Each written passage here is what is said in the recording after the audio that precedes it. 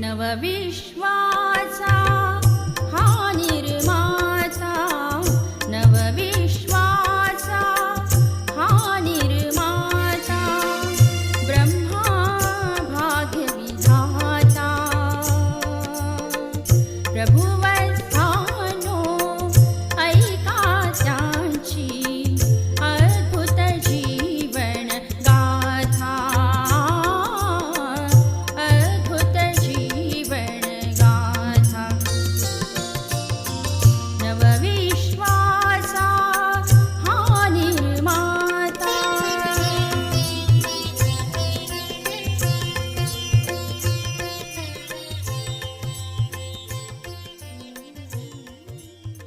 ओम शांती. श्रोते हो, आज आपण ब्रह्मा बाबांच्या जीवन कहाणीची 12वी कथा ऐकणार आहोत. कथेचे शीर्षक आहे सर्वांकडून गुण घेण्याची बाबांनी दिलेली शिकवण. मातेश्वरीजींच्या देहावसानानंतर बाबा मातापित्यांच्या रूपाने वत्सांना सद्गुणांनी खूप सजविण्यास तयार झाले.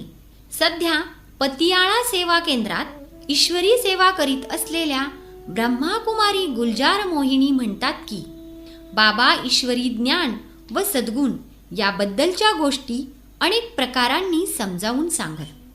श्रीमद भागवतात दत्तात्रयाविषयी असे लिहिले आहे की त्याने 24 वस्तू अथवा जीवांपासून गुण घेतले होते आणि त्या गुणांच्या आधारे त्याने आपले जीवन ज्ञाननिष्ठ, चित्तशांत व वृत्तीविरक्त केली होती. आजही लोक जेव्हा श्रीमद भागवताच्या 11व्या स्कंधात हे वाचतात तेव्हा ते फारच खुश होतात. चांगले गुण धारण करण्याच्या युक्त्या ऐकून धर्मपरायण लोकांना आनंद होणे ही एक स्वाभाविक गोष्ट आहे. अनेकानेक वस्तू व प्राणीमात्रांपासून गुण घेण्याची बाबांनी जी शिकवण आम्हास दिली त्याबद्दल आम्ही स्वतःला फार सौभाग्यशाली मानतो. तसे पाहिले तर प्रत्येक वस्तू वा व्यक्तीकडून आम्ही फक्त गुणच घ्यावेत अशीच आमची मनोवृत्ती बाबांनी बनवली होती. पण तरीही कोणकोणत्या वस्तू, परिस्थिती, व्यक्ती किंवा प्राणीमात्र यांच्यापासून कोणकोणते गुण घेण्याची बुद्धी आम्हास बाबांनी दिली, तसेच कोणकोणते दुर्गुण सोडण्याची शिकवण दिली याचा येथे आम्ही थोडक्यात उल्लेख करीत आहोत. श्रोतेहो, आपण ऐकणार आहोत सागरापासून गंभीरता इत्यादी गुण. आम्ही जेव्हा कराचीत होतो तेव्हा कित्येकदा बाबांबरोबर आम्ही समुद्रकिनारी जाऊन बसत असू. त्यावेळी बाबा गोड व प्रेमळ शब्दात म्हणत, मुलांनो, सागराच्या लाटा पाहता होय? पहा, सागराच्या लाटा कशा मुलांच्या पायांपर्यंत येतात आणि नंतर परत जातात. तुम्ही सुद्धा ज्ञानसागराची मुले आहात. तुम्ही या सागरापासून हा गुण घ्या की जर तुमच्या मनात कधी मायेच्या लाटा उत्पन्न झाल्या तर तुम्हीही त्या अशाच परतवून लावा. मुलांनो, पहा, लोक समुद्रात केर किंवा कचरा टाकतात, पण तो काही समुद्राच्या आत जात नाही, उलट वरच राहतो. या समुद्राप्रमाणेच तुम्हा मुलांचा स्वभाव असावयास हवा. तुम्हा मुलांच्या मनाच्या आतही कसलाही केर कचरा जाऊन बसता कामा नये. कित्येकदा बाबा पाणबुड्याकडे बोट दाखवून म्हणत, मुलांनो, पहा, पाणबुड्या सागराच्या खोल तळाशी जाऊन हिरे, मोती, रत्ने वगैरे घेऊन वर येतो. त्याच्याप्रमाणे तुम्हीही विचारसागराचे मंथन करा. तुम्हीही ज्ञानसागर शिवबाबांच्या ज्ञानाच्या खोलात शिरा. तुम्हालाही मग फारच अनमोल हिरे, रत्ने, मोती मिळतील. अशा प्रकारे बाबा आम्हास गुणग्राहक बनण्याचे प्रशिक्षण देत राहत. नंतर काही वेळ आत्म्याच्या स्वरूपात स्थित करवून ते म्हणत, मुलांनो, पहा, सागर किती शांत, गंभीर आणि खोलवर आत धैर्यवानही आहे. त्याच्यावर जरी लाटा असल्या तरी त्याच्या आत पाहिले तर तो सदैव शांत असतो. तुम्हीही असेच शांत व धैर्यवान व्हा. किनाऱ्यावर पडलेल्या शाळीग्रामांकडे बोट दाखवीत बाबा म्हणत, हे पहा, पाण्याच्या लाटा व शिंतोड्यांमुळे दगडही घासत जात जात पूजनीय शाळीग्राम झाले. असेच तुम्हीही विघ्ने, संकटे इत्यादी सहन कराल आणि ज्ञानसागराच्या लहरीत हेलकावाल, तर एक दिवस तुम्हीही स्वच्छ व पूजनीय अर्थात पावन व्हाल. श्रोते हो, आपण ऐकणार आहोत प्राकृतिक तत्वांपासून गुण. वास्तविक बाबा प्रत्येक तत्वापासून कोणता न कोणता गुण ग्रहण करण्याची शिकवण देत. ते म्हणत, मुलांनो, अग्नीत तापविल्यानेच सोने शुद्ध करता येते. अग्नी सर्व कचरा जाळून भस्म करतो. याच प्रकारे आत्म्यास पवित्र होण्यासाठी योगच अग्नी आहे. शिवबाबांच्या स्मृतीने आत्म्याचा जन्मोजन्मीचा मळ धुतला जातो. वायूचे उदाहरण देऊन ते म्हणत, गोड मुलांनो, योगाभ्यास केल्यास आत्म्यात शरीराचे भान राहत नाही आणि त्यामुळे पापांचे ओझेही हलके होते. अशा रीतीने योगयुक्त होण्याने माणसाला वायूसारखे हलके वाटू लागते. थकावटीची जाणीव होत नाही, सुस्ती येत नाही आणि शरीराची स्थूलता खेचू शकत नाही. पुढे केव्हा तरी बाबा म्हणत, मुलांनो, बाहेर अनंतात मोकळ्या हवेत गेल्यास मनाला खुशी व तरतरी वाटते. आता बंद खोलीत जणू काय आपणास गर्भजेलात बसल्यासारखे वाटते. याचप्रमाणे जो मुलगा आपली बुद्धी अनंतात स्थिर करतो, अर्थात संकुचित विचाराचा न होता विशाल बुद्धीचा होतो, सर्वांशी मिळून मिसळून वागतो आणि उच्च विचार करतो, तो सदैव ताजातवाना व खुश राहतो. या उलट जो मुलगा स्वतःला छोट्याशा क्षेत्रात सीमित ठेवतो, तो अडकून पडल्यागत व उदास वाटतो. पाण्यात वस्तू धुवून स्वच्छ करण्याचा जो गुण आहे त्याची चर्चा करताना बाबा म्हणत, मुलांनो, जलगंगेत स्नान केल्यास शरीर स्वच्छ होते, पण आत्म्याला धुण्यासाठी तर ज्ञानगंगेत स्नान करण्याची आवश्यकता आहे. जलगंगेत स्नान केल्याने पापे धुतली जातात असे ज्या लोकांना वाटते ते भ्रमात आहेत. मुलांनो, ज्याप्रमाणे रोज तुम्ही शरीराला स्नान घडविता, त्याचप्रमाणे आत्म्यालाही ज्ञान स्नान घडवा. पहा, पाणी एकाच जागी राहिल्यास ते दुर्गंधित होते आणि उपयुक्त राहत नाही. हे लक्षात ठेवून ज्ञानगंगांनाही एका जागी बसून उपयोगी नाही, उलट जागोजागी जाऊन इतरांना ज्ञानजलाने पावन करण्याची सेवा केली पाहिजे. चंद्राच्या शीतलता रूपी गुणाकडे लक्ष वेधीत बाबा म्हणत, तुम्हीही चंद्राप्रमाणे शीतल व्हा आणि 16 कला पवित्र बना. आता आपले ज्ञान व पवित्रता ह्यांच्या कला वाढवून पौर्णिमेच्या अवस्थेला पोहोचा. ढगांचे उदाहरण देऊन ते म्हणत, मुलांनो, सागरापासून पाणी घेऊन ढग मैदानात येतात. पहा, पाणी एकाच जागी राहिल्यास ते दुर्गंधित होते आणि उपयुक्त राहत नाही. हे लक्षात ठेवून ज्ञानगंगांनाही एका जागी बसून उपयोगी नाही, उलट जागोजागी जाऊन इतरांना ज्ञानजलाने पावन करण्याची सेवा केली पाहिजे. चंद्राच्या शीतलता रूपी गुणाकडे लक्ष वेधीत बाबा म्हणत, तुम्हीही चंद्राप्रमाणे शीतल व्हा आणि 16 कला पवित्र बना. आता आपले ज्ञान व पवित्रता ह्यांच्या कला वाढवून पौर्णिमेच्या अवस्थेला पोहोचा.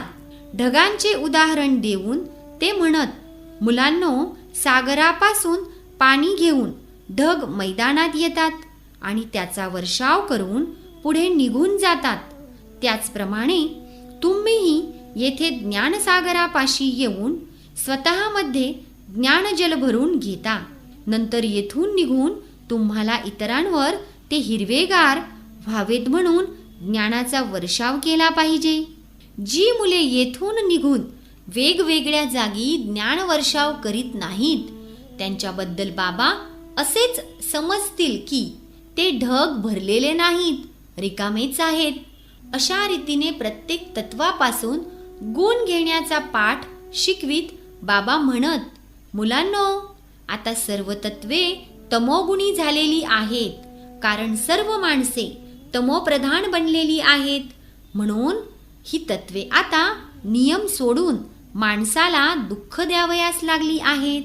अशी ही बिघडलेली तत्वेच महापूर, भूकंप, वादळे, अतिवृष्टी, अनावृष्टी, दुष्काळ इत्यादी रूपात पुढे सृष्टीच्या महाविनाशास कारणीभूत होतील आणि मनुष्यात्म्यांना घोर संकटांनी घेरून टाकतील. आता जर माणसे सुधारतील तर ही सुद्धा सुधारतील. ही सर्व माणसाच्या चारित्र्यावर अवलंबून आहेत.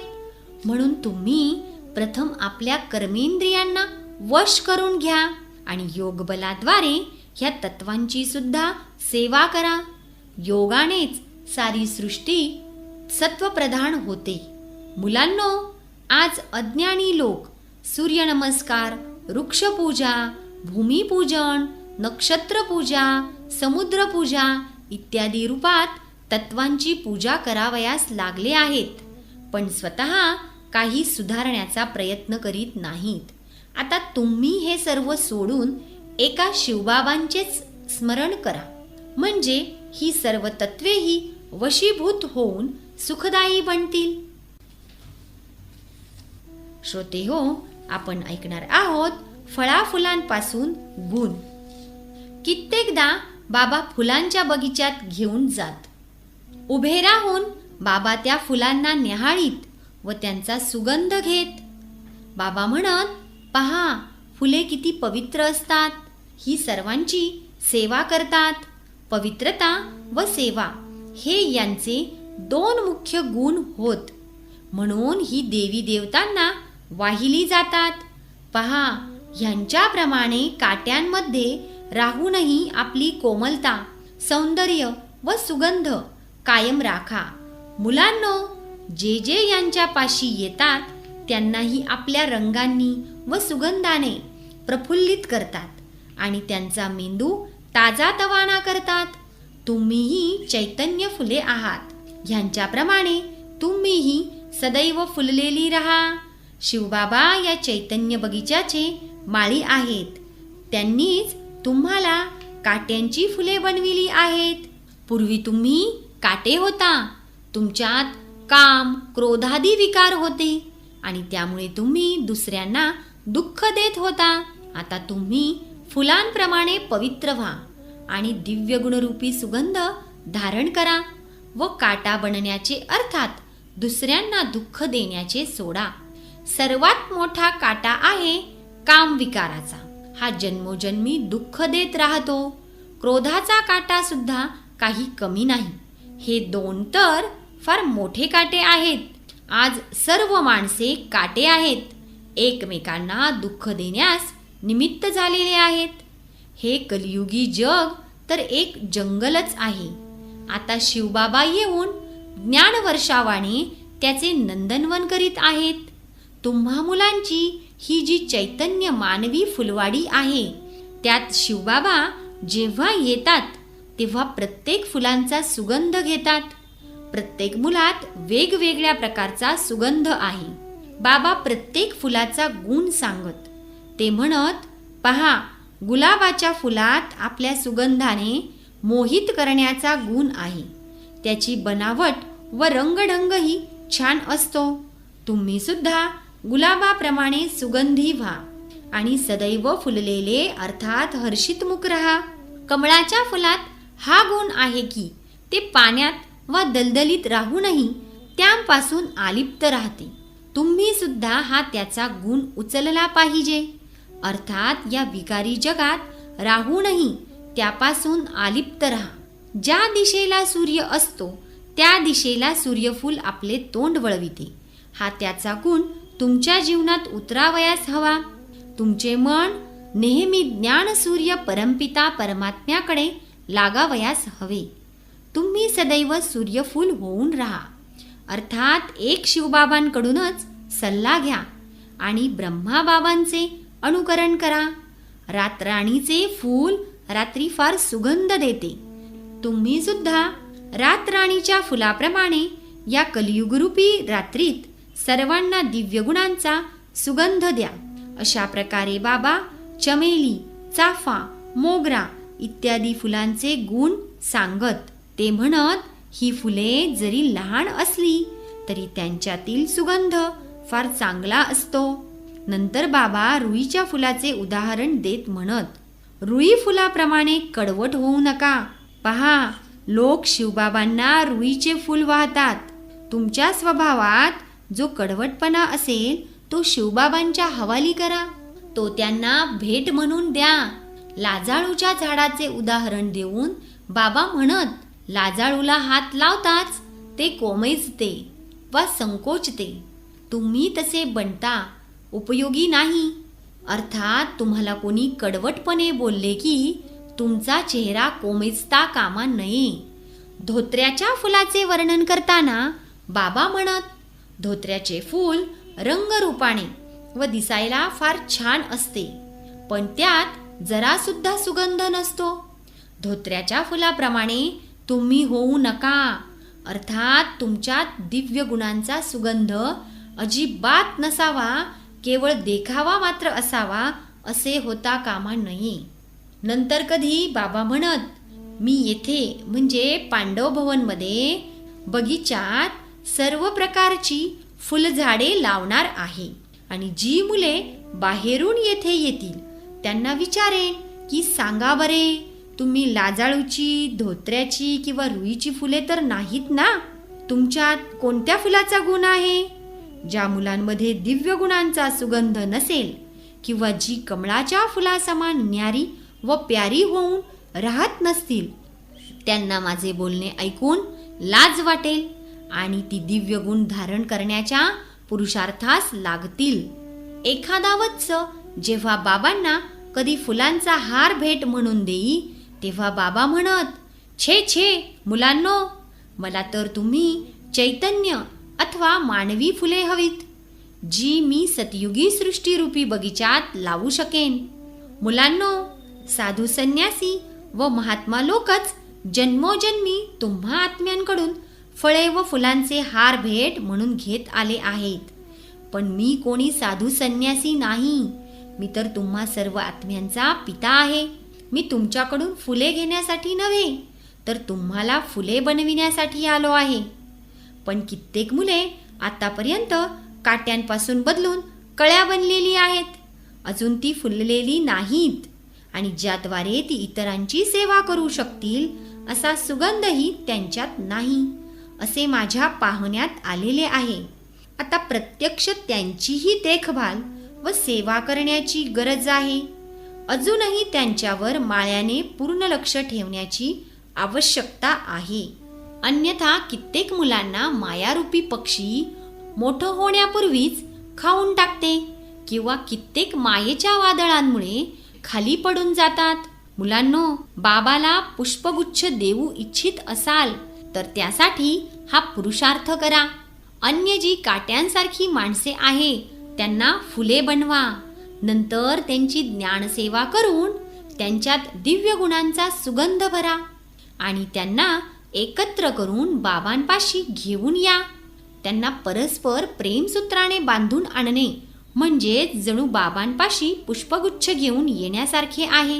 असा पुष्पगुच्छ बाबा स्वीकारू शकेल आणि त्याच्या सुगंधाने खुश होऊ शकेल. मी जाणतो की त्याच्यात सर्व तऱ्हेची फुले असतील.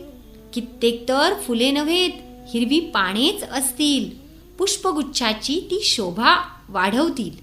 हिरवी पाने ते स्त्री पुरुष असतील ज्यात ज्ञानाचा सुगंध असेल पण दिव्य गुणांचा सुवास नसेल, आणि ते या दैवी पुष्पगुच्छाच्या बाहेरच दूर दूर राहतील. आता तुम्ही स्वतःलाच विचारा की तुम्ही फुले आहात की पाने? अशा प्रकारे बाबा फुलांची नावे घेऊन पवित्रता, दिव्य गुणरूपी सुगंध, मायेपासून आलिप्तता इत्यादी गुण आम्हा मुलांमध्ये यावेत म्हणून प्रयत्न करीत असत. ज्याच्यात ज्ञानाचा रस भरे, जो योगाने पिके त्याला बाबा फळ मानित. म्हणून कित्येकदा बाबा विचारित, सांगा पाहू, तुम्ही कळ्या आहात, फुले आहात की फळे आहात? तुमच्यात कितपत ज्ञानाचा रस, योगाचा गोडवा अथवा परिपक्वता वा फुलांसारखा सुगंध भरलेला आहे? नंतर बाबा समजावून देत की लोकांना सहजपणे फळे काढता यावीत म्हणून फळांनी डवरलेला वृक्ष जसा झुकतो त्याप्रमाणे तुम्हा सर्व मुलांना स्वभावाने नम्र व्हावयास हवे. जर कोणात नम्रता नसेल तर त्याला अजून फुले व फळे लागलेली नसून तो वठलेला वृक्ष आहे असेच बाबा समजतील. श्रोते हो, आपण ऐकणार आहोत जीव प्राण्यांपासून गुण. जीव प्राण्यांपासूनही गुण घेण्याची व अवगुण सोडण्याची शिकवण बाबा देत. मोर व लांडोर यांच्यातील संबंध पवित्र असल्याचे सांगून बाबा हेही सांगत, श्रीकृष्णाच्या मुकुटात जे मोराचे पीस असते ते वास्तविक पवित्रतेचे सूचक आहे. मोरच खरे पाहता राष्ट्रीय पक्षी बनविण्यास योग्य आहे, कारण तो सतयुगी पवित्रतेचे प्रतीक आहे. म्हणून बाबा म्हणत, मुलांनो, तुम्हीही मोर मुकुटधारी बनण्यासाठी या जन्मी योगी व निर्विकारी व्हा, तरच पुढे सतयुगात तुम्हाला मयूर सिंहासन मिळेल. अजूनही पुस्तकात मोरपीस ठेवण्याचा रिवाज लोक पाळतात, त्यामुळे विद्याभ्यासात यश मिळते असा त्यांचा विश्वास आहे. ते धर्मग्रंथांवर किंवा महात्म्यांवर मोरचल ढाळीत असतात. याचे कारण मोर हा पवित्रतेचा संकेतक आहे आणि पवित्रता धारण केल्यासच माणसाला विद्या मिळविण्यात यश मिळते व तो महात्माही बनतो. हे मतही योग्य आहे. भ्रमर म्हणजे भुंगा व किड्याचे उदाहरण देत बाबा म्हणत, ज्याप्रमाणे भ्रमरी किड्यास आपल्या कोशात नेऊन बंद करून ठेवते आणि भूम भू करून त्यालाही स्वतःसारखेच बनवून टाकते, त्याचप्रमाणे ईश्वरी ज्ञान घेतलेल्या तुम्हा मुलांचेही हेच कर्तव्य आहे की विकारी मनुष्यरूपी किड्यांना ज्ञान ऐकवून ऐकवून आपल्यासारखेच बनवून टाकावे. भ्रमरी व ब्राह्मणी जवळजवळ एक जाती आहे, अर्थात शब्द मिळते जुळते आहेत. तुम्हीही ईश्वरी ज्ञानाच्या गुंजारवाने शूद्रांना ब्राह्मण बनविण्याचे उच्च कर्तव्य करा. हा गुण तुम्ही भ्रमरीपासून शिका. पतंगाचा दाखला देऊन बाबा समजावून देत की पतंगातही दीपकावर फिदा होणारे तसेच दीपकाभोवती फेरी मारून परत जाणारे असे प्रकार असतात. याचप्रमाणे काही मनुष्यात्मे जागती ज्योती अर्थात चैतन्य दीपक परमात्म्यावर फिदा होतात, तन मन धनाने समर्पित होतात. तर इतर बरेचसे मनुष्यात्मे त्या चैतन्य दीपकापाशी येऊन परत जातात. असे बरेचसे लोक आहेत ज्यांना आपण सांगतो की परमपिता शिव परमात्मा येऊन आपले दिव्य कर्तव्य करीत आहेत, पण ते येतात आणि ऐकून परत जातात. आता तुम्ही खऱ्या पतंगापासून गुण घेऊन शिवबाबांवर आपला जीव ओवाळून टाका. साप आपली जुनी कात सहज उतरवून फेकून देतो. या त्याच्या गुणाकडे लक्ष वेधीत बाबा म्हणत, याचप्रमाणे योगाभ्यासाद्वारे जो शरीरभान सोडणे शिकतो त्याचे फळ त्याला सतयुगात मिळते. तेथे जीवनमुक्त अवस्थेत आपले जुने शरीर विनासायास सोडण्याची योग्यता त्याला प्राप्त असते. सापात असलेला हा गुण आज माणसात नाही. ही योग्यता धारण करण्यासाठी माणसाला खूप योगाभ्यास करावयास हवा. बाबा म्हणत की शंकराचार्य आणि त्याचे इतर अनुयायी असलेले संन्यासी स्त्रीला सर्पिण मानतात. नारी हे नरकाचे द्वार आहे, ती मायेचे रूप किंवा नागिन आहे असे त्यांचे मत आहे. वास्तविक असे मानणे चुकीचे आहे असे बाबा म्हणत, कारण जर या जगात स्त्री नागिन असेल तर पुरुष नाग आहे. उभयता एकमेकांना कामरूपी विष पाजत असतात, उभयता एकमेकांना डसत असतात. म्हणून बाबा म्हणत की तुम्हा लोकांना कामरूपी विष सोडावयास हवे आणि विशेषतः मातांनी ब्रह्मचर्य व्रत पाळून स्वर्गाचे द्वार बडण्याचे कर्तव्य करावयास हवे आणि स्त्री पुरुष उभयतांनी संसारात राहूनही काम विकारावर विजय प्राप्त करावयास हवा. गाढवाचा दृष्टांत देत बाबा म्हणत, गाढवाच्या पिल्लाचा लाख शृंगार करा तरी ते मातीत लोळून सारा शृंगार बिघडवून टाकते, ते गाढवच राहते. याचप्रमाणे काही लोक असे असतात की त्यांना तुम्ही ज्ञानरूपी अलंकारांनी कितीही सजवा, पण ते नंतर विकाररूपी धुळीने माखले जातात.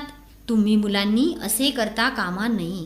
कासवापासून गुण घेण्याबाबतीत बाबा म्हणत की मुलांनो, कासव जसे आपले काम झाल्यावर आपली कर्मेंद्रिय आत ओढून घेते, तसे आपले आवश्यक ते कामकाज केल्यानंतर तुम्हा मुलांनी आपली कर्मेंद्रिय समेटून घेऊन आणि देहापासून आलिप्त होऊन शिवबाबांच्या स्मृतीत एकाग्र व्हावयास हवे.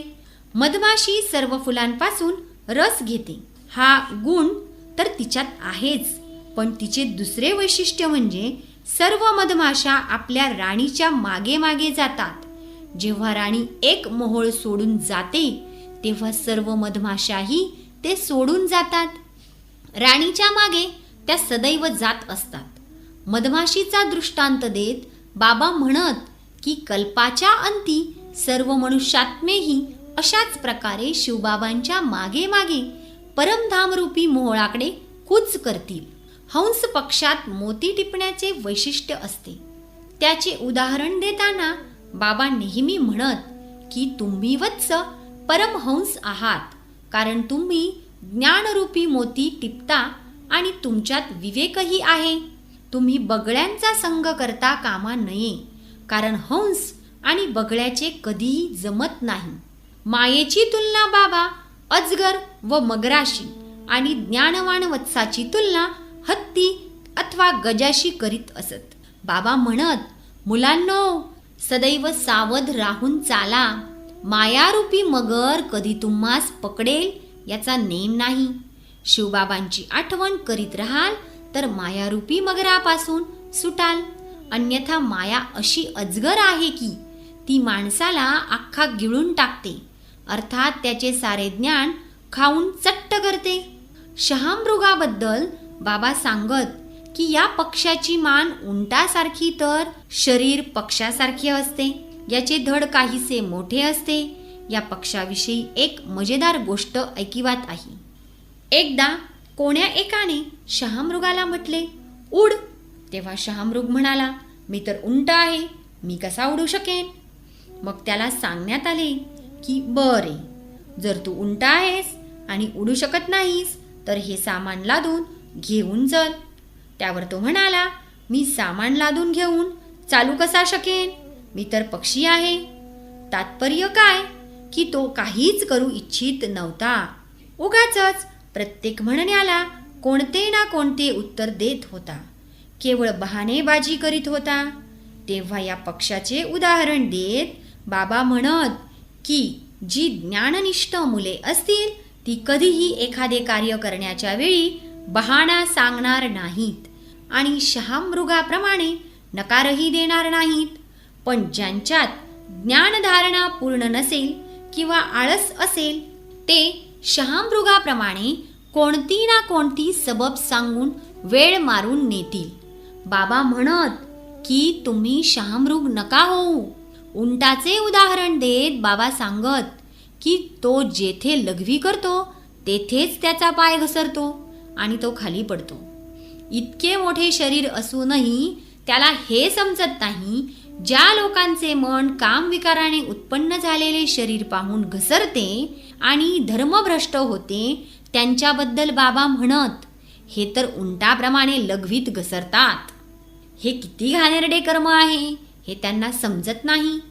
चातक आणि मासा यांचा गुण वर्णन करताना बाबा म्हणत, चातक पावसाच्या पाण्यासाठी तडफडत असतो आणि मासाही पाण्याशिवाय जगू शकत नाही. याचप्रमाणे माणसाने ज्ञानाचा चातक व्हावयास हवे. अर्थात ज्ञानसागर शिवबाबा जो ज्ञानाचा वर्षाव आता करीत आहे त्याच्याशिवाय एक दिवसही राहता कामा नये. बाबा म्हणत की पोपटही दोन प्रकारचे असतात. एक कंठ असणारे, दुसरे कंठ नसणारे. याचप्रमाणे ईश्वरी ज्ञान ऐकणारी मुलेही दोन प्रकारची आहेत.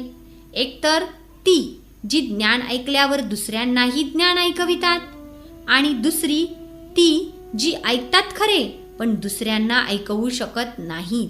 बाबा म्हणत, तुम्हा सर्वांना कंठ असणारे पोपट व्हावयास हवे. अर्थात जे ज्ञान ऐकता ते दुसऱ्यांना ऐकवावयासही हवे. ज्ञान घेऊन जो माणूस शिवबाबांच्या म्हणण्याप्रमाणे वागत नाही त्याला बाबा बेलगाम घोडा म्हणत. बेलगाम घोडा जसा आपल्या मालकापासून स्वतःला सोडवून घेऊन चौफेर उधळतो आणि एखाद्या झाडावर वा मोटारीवर जाऊन आदळतो वा खड्ड्यात पडून पाय मोडून किंवा डोके फोडून घेतो, तशीच त्या माणसाची अवस्था होते जो आपले मन वचन कर्माचा लगाम शिवबाबांच्या हाती देत नाही, अर्थात त्यांच्या श्रेष्ठ मतानुसार वागत नाही. बाबा म्हणत की ज्ञानवत्सांनी तो बेलगाम घोडा होता कामा नये. बाबा म्हणत की वानर वा माकडात 5 विकार प्रकर्षाने असतात. त्यांच्यात मोह इतका असतो की आपल्या पोराचे तुकडे तुकडे का होईनात, पण माकडीन तरीही त्याला उराशी कवटाळून बसलेली असते. त्यांच्यात क्रोध व अहंकारही फार असतो, इतका की जर हत्ती जात असेल तर त्याच्याहून दुर्बळ असूनही ते त्याच्यावर गुरगुरतात. त्यांच्यात काम विकारही अधिक असतो, म्हणूनच तर ते ढेरभर पोरे जन्मास घालतात. लोभ त्यांच्यात इतका असतो की जर एखाद्याने त्यांच्या पुढे चणे टाकले तर ते खाऊन पोट भरल्यावरही ती माकडे इतक्या झपाट्याने घुसून आणखी चणे उचलण्यास जातात की जन्मापासून आज तागायत जणू त्यांनी काही खाल्लेच नाही. अशा प्रकारे माकड वा माकडिणीचे उदाहरण देऊन बाबा म्हणत की आज सर्व माणसे माकडाहूनही तुच्छ बनलेली आहेत, कारण त्यांच्यात 5 विकार पुरेपूर भरलेले आहेत. शिवाय परमपिता परमात्म्याबद्दलही ते काहीच जाणत नाहीत. आज सर्व माणसे वानरासारखी एकमेकांशी भांडत आहेत आणि विषय विकारात जखडून गेलेली आहेत. याच वानररूपी माणसांना मंदिरायोग्य बनविण्यासाठी शिवबाबा आलेले आहेत. आता अशा वानरांना ज्ञानरूपी बाणांद्वारे मायारूपी रावणाशी लढावयास शिकवून शिवबाबा म्हणजे राम लंका म्हणजे सध्याचे विकारी जग जाळण्याची तयारी करीत आहेत.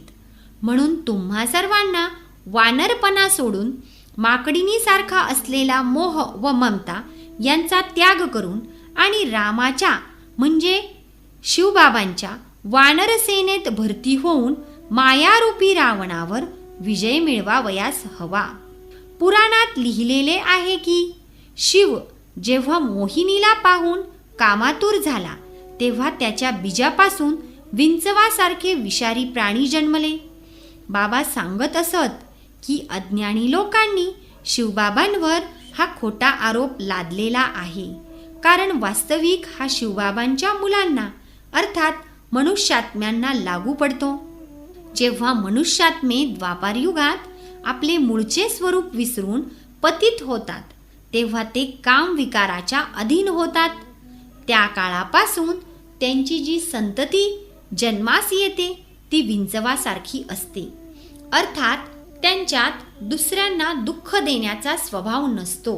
म्हणून आजकालच्या माणसांचा विंचवासारखा जो स्वभाव आहे त्याचे कारण काम विकार असल्याचे सांगून बाबा म्हणत की आता तुम्ही हा कामविकार सोडा तरच सतयुग येईल आणि त्यात पवित्रतेच्या बळाने जी संतती जन्मास येईल ती विंचवासारखी हीन नसेल, उलट पवित्र व दैवी स्वभावाची असेल. विंचवाविषयी बाबा आणखी एक गोष्ट सांगत. ते म्हणत की विंचू नांगी मारण्यापूर्वी जागा मऊ वा कठीण आहे हे पाहतो आणि मऊ असेल तरच नांगी मारतो.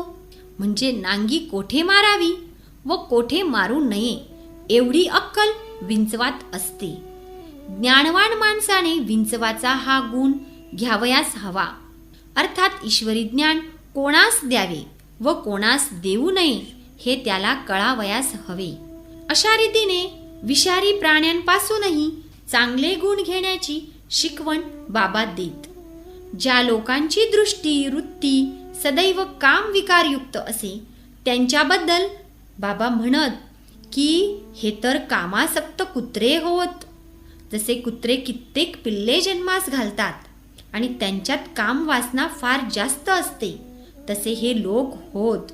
म्हणून बाबा सांगत की पहा, आज माणूस किती अधपतित झालेला आहे. आपल्या परमपित्याला विसरून गेल्याने ते गॉडचा आता डॉग बनलेला आहे. तेव्हा आता तुम्ही हा कुत्र्यासारखा वासनापूर्ण स्वभाव सोडा व पवित्र व्हा. टोळाचे उदाहरण देऊन बाबा म्हणत की टोळधाड साऱ्या शेताचा म्हणजे दुसऱ्यांनी आपल्या कष्टाने केलेल्या कमाईचा फरशा उडविते. हा एक मोठा अवगुण आहे. ज्ञानवान माणसाने दुसऱ्यांची सेवा करावयास हवी. कष्टाशिवाय दुसऱ्यांच्या कमाईचे त्याने खाता कामा नये. जे संन्यासी गृहस्थाश्रमी लोकांचे भले केल्याशिवाय किंवा परिश्रमाशिवाय त्यांनी केलेल्या मेहनतीच्या कमाईचे खातात तेही टोळधाडीसारखेच होत.